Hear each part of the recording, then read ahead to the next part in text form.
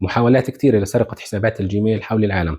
جوجل ربما ترسل لك إنه في محاولات للدخول لإيميلك عبر كلمات سرية خاطئة، أو يصلك إيميلات تحذيرية من جوجل، لكن بدنا ننتبه ونفرق بين هاي الإيميلات الرسمية والإيميلات اللي بيستخدموها المحتالين. في اليومين الماضيات جوجل قالت في أحد الأخبار إنه في هناك ملايين من المحاولات لإعادة تعيين كلمة المرور أو محاولات الدخول للإيميلات البريد الإلكتروني جيميل عبر كلمات سرية خاطئة، حيث إنه المخترقين يوهموا صاحب الحساب الضحية بإنه يجب عليه إعادة تعيين كلمة المرور عن طريق إرسال إيميل له لاحقا. مخترق يطلب منه إعادة تغيير كلمة المرور، وهذا الإيميل يحتوي على رابط، وهذا الرابط هو اللي هو بنسميه الفيشنج، يعني التقنية اسمها الفيشنج. هذا الرابط خليك تدخل كلمة السر الصحيحة لك، وهو بهي الطريقة بيسرق كلمة السر. لذلك إذا أنت بدك تغير كلمة المرور، جوجل ما راح تطلب منك تغير كلمة المرور على الإطلاق، جوجل فقط بتنبهك من المحاولات. لذلك بدنا ننتبه لهي التقنية الجديدة اللي بيستخدموها حاليا المخترقين، إنهم بيحاولوا يدخلوا